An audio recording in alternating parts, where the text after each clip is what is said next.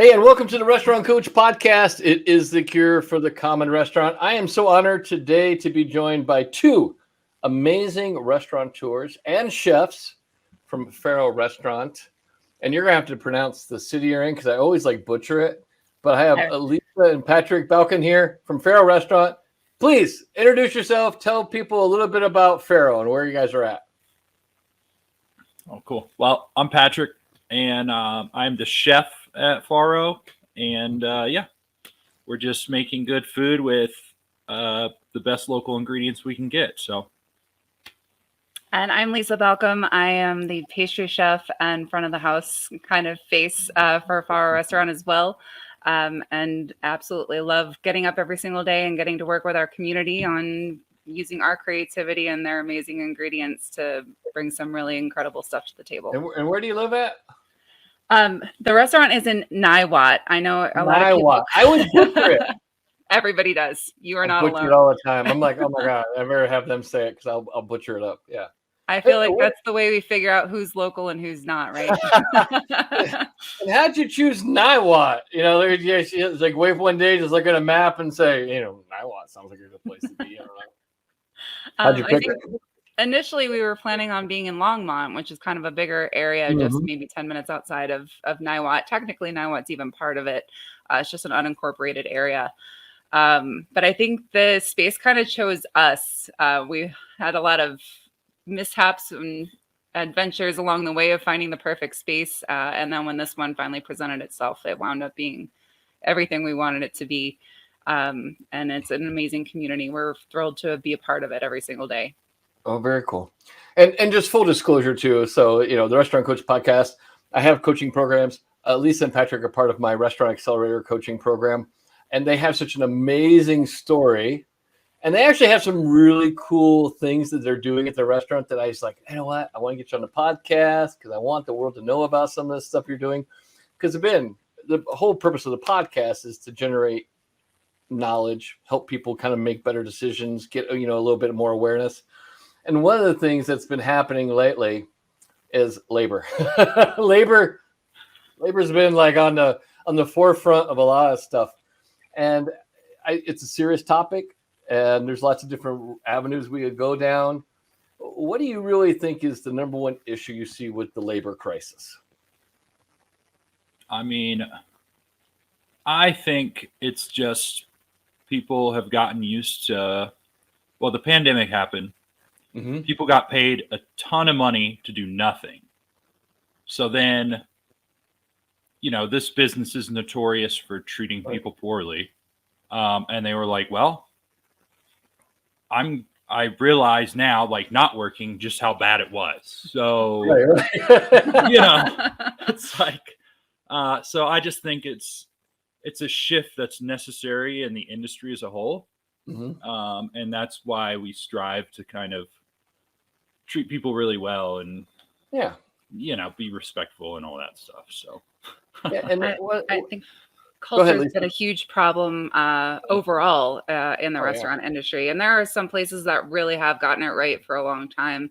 And I think they serve as an example to the rest of us of, maybe how we can do this a little bit better, that we can treat people fairly, that we can pay them well, that we can give them time off to be with their families. We don't expect them to work 60, 80, 90, 100 hours a week, whatever it is, just for a salary or a paycheck. It's been a little unbalanced for a while. There's a lot of little things, I think. And we've all done those stages before. I know you guys have done those stages before too, those places that, just like crazy and just the hours are like, you pretty much, I feel sometimes it'd be better just for me to grab a cot or a sleeping bag and stay at the restaurant because I was only going to get like 3-4 hours sleep, back in those days.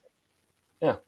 And one of the things I really wanted to have you on the show about today is one of the things you guys offer that a lot of restaurants in your market do not offer. You offer what's known as fair wage. Mm-hmm. Now, and you also, when you mention that you do fair wage, you also get a lot of back push from people that come to your restaurant. And I think the main reason I think there's a lot of back push is I don't think people understand what fair wage is. Yeah. So why don't you really talk about how this kind of came about and why you guys think this is like a great model. And it's not, trust me, it's not a model that works for every restaurant. but it really works for your brand. And what do you think and why are you so passionate about it? And what do you think this kind of stemmed from? Give me some of the history about tipping and then how we kind of got to where we're at. Yeah, well, tipping kind of started off actually around the time that the Civil War ended. A lot of people started shifting that as a way of paying, not really paying, but this is how people were being paid. A little extra. Yeah, no, they weren't even getting a base wage though at that point. They were only getting paid off of tipping. The whole concept came from the European aristocrats who were, tipping their servants as a bonus pay in addition to the regular pay, but the Americans went and twisted it in their own little way and decided to just use that as people's pay in general. Once we established a base minimum wage in 1933 with Roosevelt, the restaurant industry never adopted that and was never held accountable to that. So they were still just basing people's pay 100% off of tips. When we bumped up the minimum wage in the 60s, they finally gave a base minimum wage of like $2.13 an hour. Which unfortunately is still the case in many states today. I think there's only 7 that have actually adopted like a basic minimum wage that isn't below minimum wage for restaurant employees. So we're still kind of like, I feel like a little behind on that. I don't know of any other industry that relies on the generosity of their customers to pay people. Like, an Amazon employee, if they're working customer service, they're not going to get a deduction in their pay if the person isn't happy with the way they handle their service. And I feel like it's kind of been a backwards concept for a long time. I think COVID's kind of given us the opportunity to maybe look at how we're doing this. I think a lot of this leads to harassment and entitlement sometimes too, between the guest and the employee. At least 90% of restaurant workers have admitted to feeling harassed at some point during their work. And I think the tipping kind of perpetuates that attitude, like, well, I'm going to punish you if you don't do exactly everything that I want you to do, or if you don't tolerate my bad behavior with a smile on your face. I just feel like there's something pretty wrong about continuing that mentality. Very cool. And we talk about psychological harassment a lot of times. You guys have a system, don't you, for like predatory guests or guests that just like, you have like a color system. Talk about that real quick. We do, yes. So we've created and I know other places have done this as well. It's kind of gave us some of the inspiration for moving forward on this. We do a color-coded system. So yellow is vibes. So basically all the server has to do is come up and tell the manager that, hey, we got a yellow at seat whatever on table 43. And we know at that point, maybe there's like an energy there with the people. They haven't really necessarily said or done anything yet, but you can tell they're going to be a little high maintenance, or they might be a little needy or aggressive with things. You're not really quite sure how it's going to play out yet. At that point, we give them the opportunity, if they want to give up the table to someone else or give it to the manager to take over, they can. If they feel comfortable continuing forward with that, they can. Orange is the next step for us. And that's when there's been like a verbal issue. At that point, again, they have the opportunity to turn it over to a manager or another employee, or, stop taking the table if they prefer that, they feel like they're uncomfortable with dealing with that person. And then a code red is pretty much like it's gotten out of hand. Harassment, they're calling people names, to grabbing people, right? Yes. Yeah. And, I think I've spent over 20 years in this business. I've spent a lot of it in the front of the house, and I've definitely dealt with a lot of very uncomfortable situations with guests. And I wish we had things like this then, so that maybe, working didn't feel so strange sometimes. People can be really ugly sometimes, and it's unfortunate, but true. That's true. It is very true. Yeah, I've actually, when I had my restaurants, I kicked a couple people out. You're never welcome back. Yeah. I haven't had to do it yet, thankfully, but I'm sure the day will come. You will. The day will come. Yeah, you'll get some asshole that just thinks that, that you owe them and that they're, you don't know who I am? Yeah. Oh, that's my favorite line. You know who I am? I love that one. That's my favorite one. You're the guy that's not eating here anymore. You're the guy that's not eating here anymore. You're the guy that's not welcome back here. That's who you are. I definitely know who you are. So I think a lot of times people hear fair wage and then they hear the words tip pooling. Mm-hmm.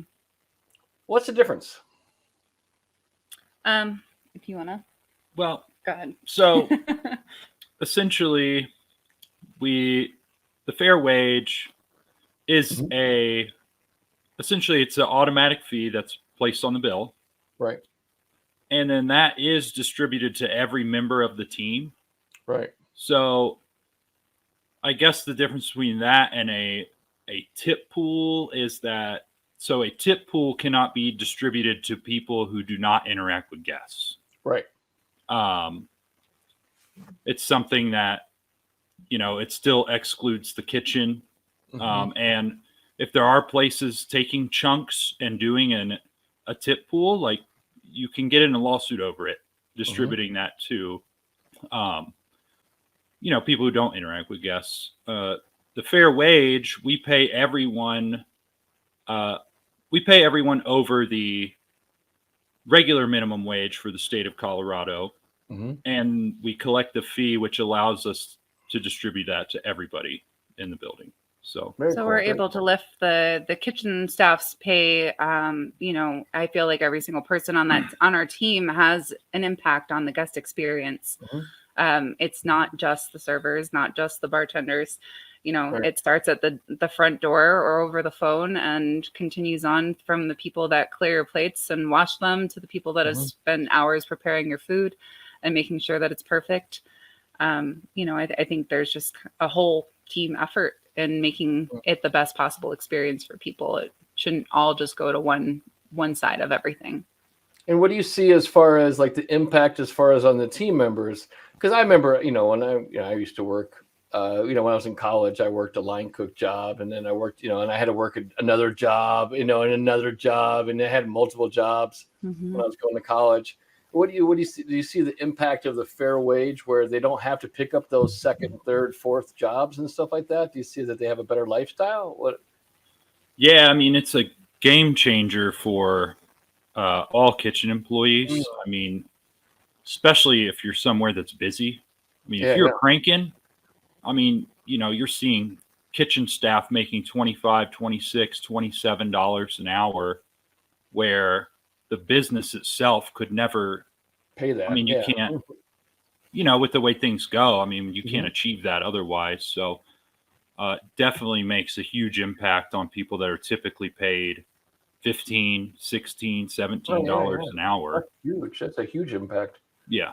So, and I remember the first time I experienced this was during the pandemic. The restaurant we were in had started this model, and it changed my life for sure. Both of us, really. We were both hourly kitchen employees at that point too. So, it's made a huge impact. I think on the back of the house, front of the house, I think it's been a little bit of a shift mentally. They're not actually making any less money than they would be normally. We've kind of crunched the numbers both ways. It just becomes more of an hourly job than a shift pay kind of job. Right. And I think that's where the mental shift is kind of starting to happen a little bit with the front of the house employees. But it's honestly, it all crunches down to the same numbers either way. We've kind of debated this back and forth so many times, and it doesn't make sense not to keep doing it. I think there's just like a little education piece and kind of a shift in the way we do things. I think it's a huge thing to think about that. I think the biggest conception, just like a lot of people that work in restaurants, they think the owners are rich. Well, a lot of people that come into a restaurant, they think, you own a restaurant, you must be making tons of money, right? Yeah. I don't think they understand the thin margins that restaurants usually, thrive on. The national average is 5%, 5 to 6%. That's not much. It's really not. One mistake, and then, you're upside down. Pretty much. Or when something really expensive breaks, like your walk-in cooler or or something like that. Yeah. What that extra cash I had, Yeah. Had a good week. Now I just spent it all. So it's like perfect, gone. See ya. Oh, I know. Yeah, you made a comment one time that sometimes customers have a skewed idea of what food costs. Yes. Yeah, explain that a little bit. Well, our whole concept is based off of sourcing locally. So we're, using grass-fed animals that are raised appropriately. We're not buying into the commodity food system at all. I think the commodity food system in a lot of ways has kind of cheapened what we expect for the money. But there is a huge difference in quality, and there is a huge difference in how it impacts the environment and your body and everything. And even being able to support small local farmers. I mean, most of these guys, they're lucky if they're making like 30,000 a year, and they're out there like sweating and like grinding it out. Yeah. So we're doing our best to support their businesses in any way that we can. I feel like people just, don't always understand the value in not paying $2 for the apple that was grown in Chile versus paying maybe $4 for the organic one that was grown up the street. And the difference in what it takes to cost wise to even make that. Most of the farmers that are producing these commodity crops are pretty much living in poverty and not getting a fair wage for the food that they're producing. The big companies that take it from them are, but they're not making anything. So it's kind of supporting the right systems, I feel like. And I know it's not important to everybody. It's something that's very important to the two of us. But I think it's something that more people should be aware of and just understanding what they're supporting when they go to buy something at the grocery store. Seems like a lot of times the artists get taken advantage of. I remember like when I lived in New Mexico, I lived in Gallup for a little while. And, the Navajos would come into town and they would have their cochinas that they would sell and stuff like that. And these guys would just like beat them up for pricing, and the guy like took like a week to hand carve this thing and would give him like a cup of $5, $10, and then he'd turn around and sell this thing for $300. To a tourist. It's crazy. It's like the system was broken. Agreed. It's definitely one of the systems in our whole lives that's broken, and definitely the restaurant industry. That's food shouldn't be as cheap as it technically is. Technically, right. Yeah. And I know Patrick too. Patrick has a really good network, and I know Patrick, many times you've said you've called up vendors and local farmers and say, hey, if you're sitting on extra stuff, let me know. I'll buy it from you, and then I'll run it out, right, as a feature, right? Yeah, I always remind my farmers, it's like, hey, whatever you have that like is about to go bad, or you have like just a ton of that other restaurants aren't ordering, I make it a point to like make sure they let me know, because our restaurant, the one thing about it that's so great is that we can change the menu. I mean, in 5 minutes, because that's nice. Because it's a chef, we're chef owners, so we can, we just have that ability, and it makes it really nice. And I make sure I use that ability to help the people we work with. So very, very cool. Yeah. So I've seen a lot of our vendors too wind up having more business because of us. We just recently had dinner with the ranchers that we buy our meat from, and they're like, yeah, we've had a lot of people that have come to eat in your restaurant that love the meat so much that they've actually come and started buying meat from us now. And I've had that happen with our local miller, and same thing with some of our farms. So it's pretty amazing that we're able to help people that way too. Yeah, one of the things you're really into, and a lot of people will be confused by the name, is slow food. So the slow food movement, and I tell everybody, like listeners right now, slow food's not food that's slow. Okay, it's basically supporting an ecosystem in time in your community. That's what slow food is. It's basically it's like the original kind of farm to table. Basically, is what it really is. Yeah. So and like if you go to their website, their website is farowrestaurant.com. You'll see a lot of their information and stuff like that. It's on the list right here, farowrestaurant.com. And you'll see that they have won quite a few awards for the slow food movement that they do. So I remember I said something to somebody the other day about slow food, and they go, wow, why can't they speed up the food? And I'm like, it's not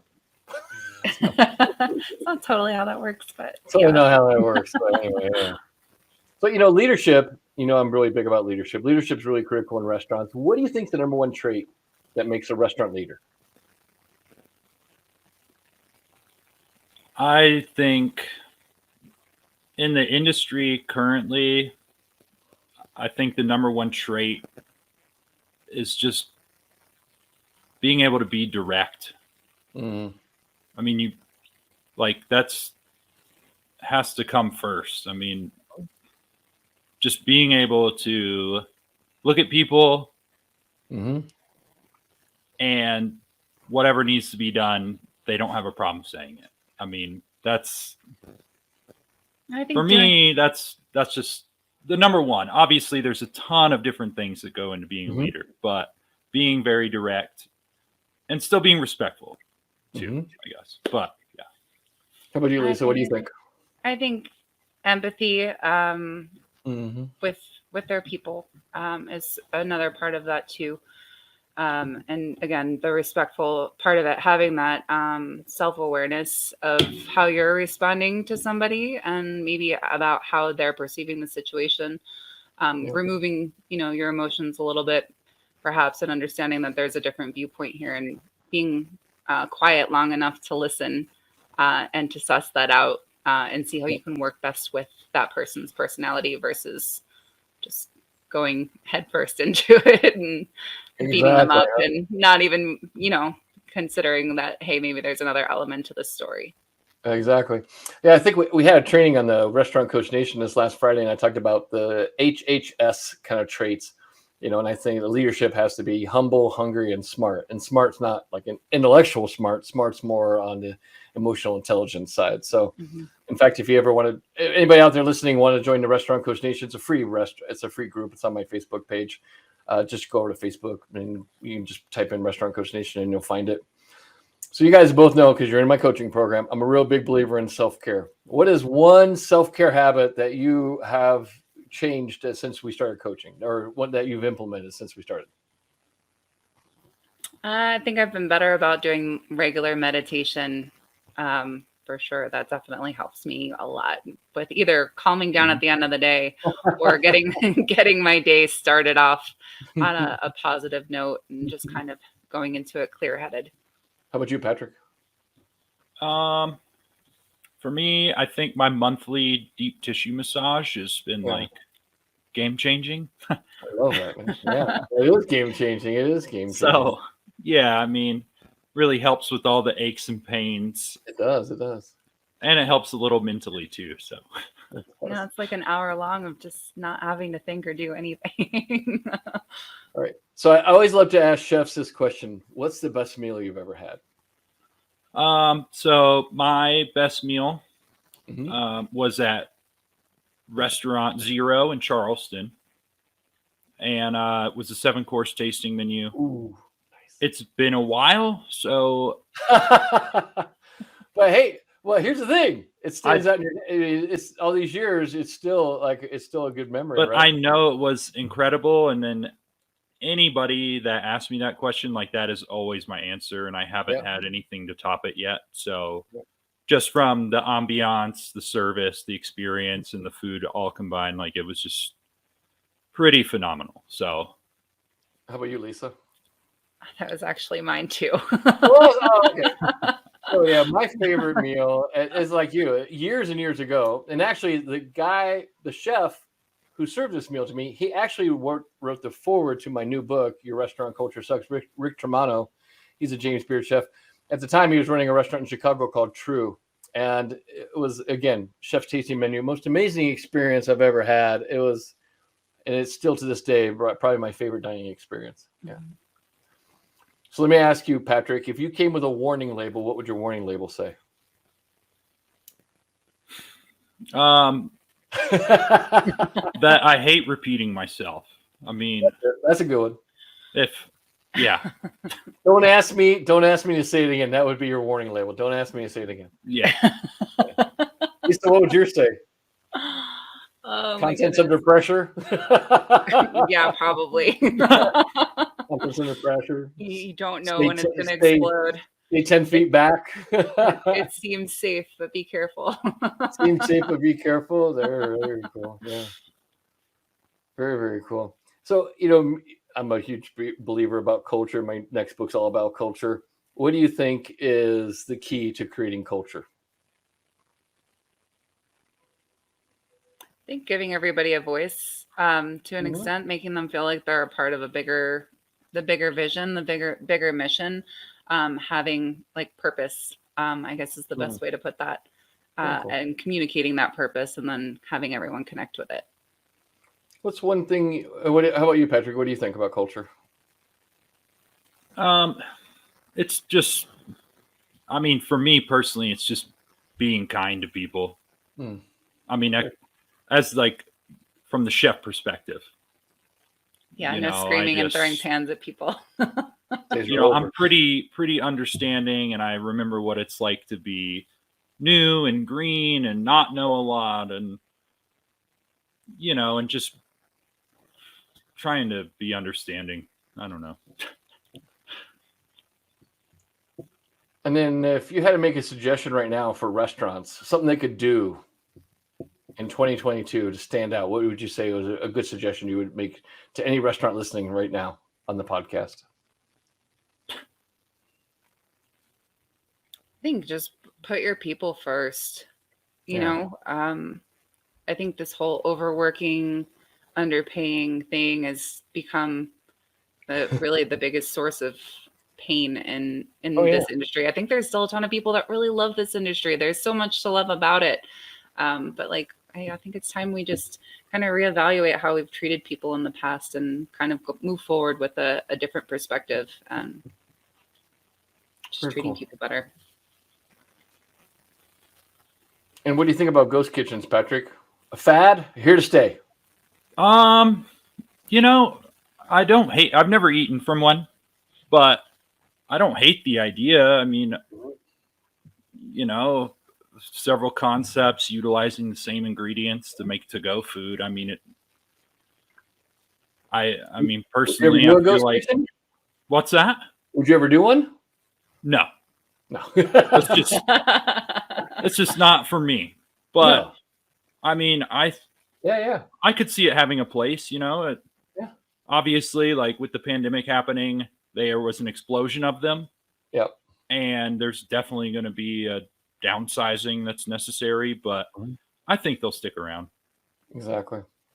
So let me ask you guys a question. When you were kids, what did you want to be when you grew up? I wanted to be a psychologist of the weird. Did you really? Oh my God, that's amazing. Then I went into the restaurant industry. I guess that kind of fulfilled it to an extent. I wanted to be an architect, but then I realized I couldn't draw for shit. Yeah. Damn. If you're an architect, you can't draw shit. All right. I guess I'm still in that. Tell me, Patrick's going to say, I always wanted to be a chef. No, it's silly. So when I was little, I was like, oh, I want to be a helicopter pilot. Yeah, well, cool. I was terrified of small aircraft and I don't know, I wouldn't ride in them, but for some reason I wanted to fly them. I don't know. It was silly. Cool idea, right? And then, I got older and just started cooking and never stopped. So there you go. There you go. So what's a book, an audio book that you recommend? Any good books you read?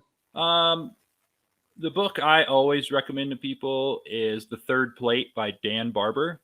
Oh yeah. I've always felt a certain way about supply chain and but he really explains it in a way to really brings it home for you. It's just incredible to read, and it'll help you understand just what is wrong with the food system. So very cool. Third Plate by Dan Barber. Yep. Mm-hmm. Awesome. I'll write that one down. Man, it's my list. Yeah. It's incredible. I don't know if this fully counts. I'm a total book nerd, so picking one was probably the hardest thing to narrow down. But I think as a chef, some of the most influential books for me were the Ottolenghi series, first with the Ottolenghi book and then Plenty and Plenty More. Those changed the way that I developed flavor and changed the way my palate kind of perceived things. So many textures and flavors and things going on in his dishes. He's always been very inspiring to me. Very cool. Mm-hmm. What's a quote you live by? Ask yourself if what you're doing today is getting you closer to where you want to be tomorrow. There you go. Patrick, you got a quote besides just leave me alone, let me cook? No. Let me cook. Just leave me alone, let me cook. Leave me alone, let me cook. Yeah. No, it's Awesome. that constant little bit of improvement that helps every single day.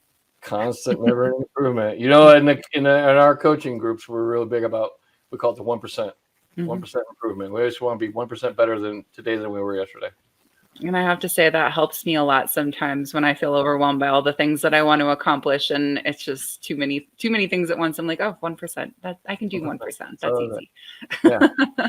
What would you say is the number one benefit of the coaching program you've gotten so far, of the accelerator program? Getting organized, being able to put systems in place, having support from both you and the coaching community. I feel like all of that has just kind of changed the game for us. You know, when we get in our little bubble every now and then and kind of get in our heads, it really helps pull us back out and get us refocused on getting the goals done that we wanted to do, instead of just falling into the pit of despair. So it helps a lot. Doing the 5:15 every week has been really great for us too. That's very helpful with that 1% improvement and getting just those little things done every single week that eventually add up. Perfect. And if people want to find you, where do they find you at? You can go to farowrestaurant.com. You can follow us at Farow Restaurant, both on Instagram and Facebook. You got a great Instagram page too, by the way. Yeah, if anybody wants to check them out on Instagram for sure, and definitely follow them. They got really, really great stuff. I mean, I love the storytelling they do. They do a lot of Instagram stories about the farmers, about what's going on with their team. They actually have taken a lot of the stuff that I teach in my coaching program to heart and really implemented them. And it fills my heart to see people actually taking that stuff and running with them. So I want to say thank you so much for being on the show today. Thank you so much for sharing, and especially thanks for kind of shedding some light about what fair wage is and how we can actually start improving our culture by making life a little bit better for our team.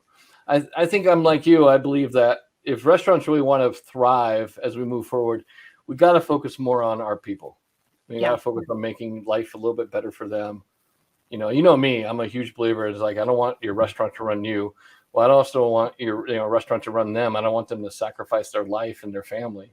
So many people have done that, and horrible. In our industry and others too. I think we're most notorious for it. I think the spotlight's been shining on us the most. Yeah, we're notorious. I mean, we've become a living kind of stereotype meme. Yes. Yeah. How many memes you see out there all the time about like jokes about restaurant workers overworking and drinking on the job, doing crazy, stupid stuff, right? There's a reason why substance abuse is so prevalent in this industry too, unfortunately. And I think it's just the abusive hours, time, and behavior of how they've always been run. So it's time for us to start kind of looking at a different way forward. I should tell my line cooks, like, nothing good happens at an ATM at 2 a.m, guys. No, ever. Walk away. Nothing good happens at an ATM at 2 a.m. I'm just telling you right now. It's a bad idea to go home. That's my words of wisdom. I'm leaving as a parting thing. If you're at an ATM at 2 a.m, walk away, go home. It's better. Definitely. Awesome. Well, thanks for being on the show today. I appreciate you guys so much. I'm so honored to have you in my coaching program, and I'm honored to be your coach. Thank you. And thanks for being here for us too. We've been loving this. So awesome.